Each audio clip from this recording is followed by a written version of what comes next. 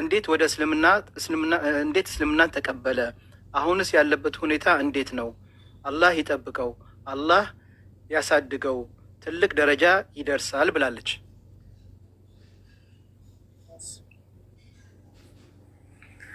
በመጀመሪያ ዲነን ኢስላምን ያገኘሁት ማለት ነው አንድ ነገር ነው። እሱም በእግዚአብሔር ቃል በሚባለው በመጽሐፍ ቅዱስ ነው። አንደኛ ኢየሱስ ክርስቶስን መጀመሪያ ኦርቶዶክስ ነበርኩኝ። መጀመሪያ ኦርቶዶክስ ሆኜ አብ ወልድ መንፈስ ቅዱስ ሶስት አምላክ እንዴት አንድ አድርጎ ማምለክ እንደሚከብድ ላሳያቸው። አብ እግዚአብሔር ነው ብለው ከሰየሙት፣ ወልድ ልጅ ነው ከተባለ፣ መንፈስ ቅዱስ አብሳሪ ነው ከተባለ፣ አንድ አድራጊ ነው ከተባለ፣ ኦኬ የቱን ነው መቀበል ያለብኝ? አንድ አምላክ ነው ያለው ብለውኛል። አንድ አምላክ ነው ያለው ብለው ካስተማሩኝ አንድ አምላክ ነው ያለው ብዬ አምናለሁ። ግን ደግሞ ኢየሱስም አምላክ ነው ብለን ከተቀበልን ስሙን መድኃኔዓለም ብለን ይዘ ነው ስሙን መድኃኔዓለም ብለው በብዛት መድኃኔዓለም ተብሎ ነው በኦርቶዶክስም ነው የሚጠራው። እሱም ጌታ ከተባለ ማለት ነው። ወልድ መድኃኔዓለም ነው ከተባለ፣ አብ እግዚአብሔር ነው ከተባለ ሁለት አምላክ አላመለኩም? በትክክል ሁለት አምላክ ነው ማመልከው ማለት ነው። ለዚህ ደግሞ ሁለት አምላክ ነው ማመልከው። ለምንድን ነው ታዲያ ሁለት ማመልከው? አንድ አምላክን አላመልክም ወይ? ጴንጤ ሆኜ ብዬ ጴንጤ ሆንኩኝ። እሺ በዚህ ዛነቴ ጴንጤ ሆኜ ኢየሱስ ጌታ ነው ይላሉ። ኢየሱስ አምላክ ነው፣ ሰማይና ምድርንም የዘረጋው እርሱ ነው፣ ኢየሱስ ነው ይላሉ። ከዛን ደግሞ ዮሐንስ ወንጌል ደግሞ ዮሐንስ መጥምቁ ዮሐንስ ኢየሱስን ሲያጠምቀው ማለት ነው ከሰማይ አብ እግዚአብሔር እንደዚህ ብሎ ተናግሯል። እርሱ የምወደው ልጅ እርሱን ስሙት ብሏል። ከዛን ኢየሱስም መጽሐፍ ቅዱስ ላይ እኔ ሰው ነኝ ብሎ ተናግሯል። ዮሐንስ ወንጌል ላይ ገብታችሁ ማንበብ ትችላላችሁ ከፈለጋችሁ። ቦታውንም ነግራችኋለሁ ከፈለጋችሁ። እኔ ሰው ነኝ ብሎ ተናግሯል። ሰው የሆነን ሰው ዮሐንስ ወንጌል ምዕራፍ 17 ቁጥር 20 ላይ ይናገራል። ሰው መሆኑን ይናገራል ኢየሱስ። እኔ ነብይ ነኝ ብሏል ዮሐንስ ወንጌል ላይ። ነብይ የሆነንና ሰው የሆነን አምላክ እንዴት ነው ማምለክ የሚቻለው? አንደኛ ነገር በብዛት ደግሞ ከባይብል ውስጥ የሁሉንም እምነት ስናየው ደግሞ አምላካቸው ወይ ሁለት ያደርጉታል፣ ወይ ሶስት ያደርጉታል፣ ወይ ደግሞ አራት ወይ በቃ አላ እንዲህ ድብልቅልቁን ያወጡታል። መሆን የለበትም። ከባይብል ከትክክለኛው ባይብል ደግሞ ብንረዳ አንደኛ አምላክ ያልሆነውን አምላክ ነው ማለት አንችልም። ለምን? አንድ አምላክ ነው ያለው በሰማይም ያለ ከአርሽ ሁሉ በላያት ያለና የነበረ የሚኖርም ለዘላለም። ዲነን ኢስላም ብንመጣ ደግሞ ቁርአን ይናገራል። ቁሉ አላሁ ሰመድ ለም የሊድ ወለም ዩለድ ወለም የኩን ለሁ ኩፉወን አሐድ።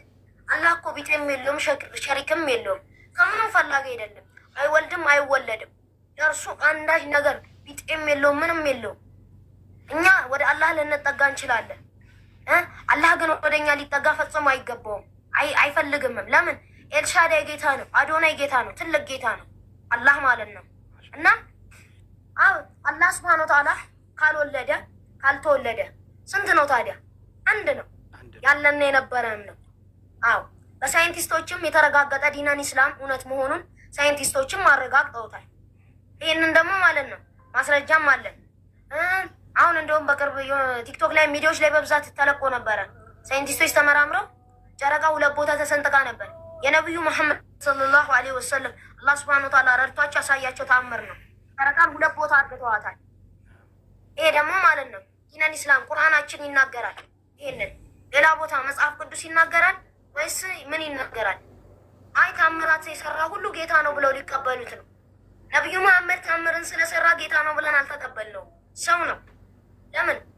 ነቢዩ መሐመድ ሰለላሁ ዐለይሂ ወሰለም ስለ አላህ አንድነትና ስለ አላህ ሀሊቅነት ስለ አላህ ትልቅነት ብቻ ነው እየተናገረ የነበሩት እንጂ እኔ አምላክ ነኝ በእኔ መኑ ብለው አላስተማሩ።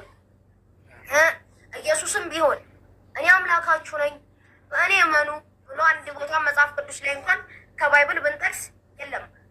እንደተማርነው እንደሌላም ህገ መሰረቱ የለም መጽሐፍ ቅዱስ ላይ ማለት ነው። ለዚህ ደግሞ እንዴት ነው ታዲያ ኢየሱስ ጌታ ነው ብዬ አምኜ ለመቀበል ዝግጁ የሚያደርገኝ? ለዚህ ማለት ነው ኢየሱስ ሰው ነው፣ ምንጊዜም ሰው ነው ብለን እናምናለን እኛ ሙስሊሞች። ስለተሰቀለ ነው፣ ስለተቀበረ ነው፣ ሞትንም ድል ስላረገ ነው ብለዋል። ና ኢየሱስ ቁርአናችን ደግሞ እንደሚናገረው ወማ ሰለቡሁ ወማ ቀተሉሁ ወላኪን ሹቢህ ለሁ፣ አልቀበሩትም፣ አልሰቀሉትም፣ አልገረፉትም፣ አስመሰለባቸው ይላል። ኢየሱስን መሳይ ነው የተሰቀለው። ኢየሱስን የመሰለ ኢየሱስ አርጓል በሚሉት ብቻ ነው እኛ ሙስሊሞች ከካፊር ጋር የምንመሳሰለው እንጂ በሌላ ነገር ምንም አንመሳሰልም። የኔ ጌታ እንዴት ሊሞት ይችላል? የኔ አምላክ እንዴትስ እኔን የፈጠረኝ ሰማይና ምድርን የዘረጋ ጌታ እንዴትስ ይሞታል? እንዴትስ ይቀበራል? እንዴትስ ይገረፋል? ላ መሆን የለበትም። ይሄ አይምሮ ማታለል ነው የሚሆነው። ወላሂ ነው መላችሁ። ይሄ አላህ ከአሻንጉሊት ጋር መጃጃል እንደሚበዛ ሁሉ ይሄ ደግሞ ከአይምሮ ጋር መጃጃል ነው የሚሆነው። ለዚህ ደግሞ ማለት ነው እንደኔ ኢየሱስ ጌታ አይደለም ሰው ነው። በዚሁ አጋጣሚ ለነግራችሁ የምወደው ነገር ከባይብል ውስጥም ገብታችሁ ማንበብ ትችላላችሁ። ኢየሱስ ክርስቶስ ሰው ነው፣ ጌታ አይደለም። እርሱም ደግሞ ለጠፉ በጎች ለእስራኤል ቤት ብቻ ነው የተላከው። ማቴዎስ ወንጌል ምዕራፍ 15 ቁጥር 24 እኔ የተላኩ ለጠፉ በጎች ለእስራኤል ቤት ብቻ ነው ብሏል። ኢየሱስም የተላከው ለጠፉ በጎች ለእስራኤል ቤት ብቻ ነው። መጽሐፍ ቅዱስ እንኳን ይናገራል ዓለምን ሁሉ ገዢ አንድ ነብይ ይመጣል ብሏል።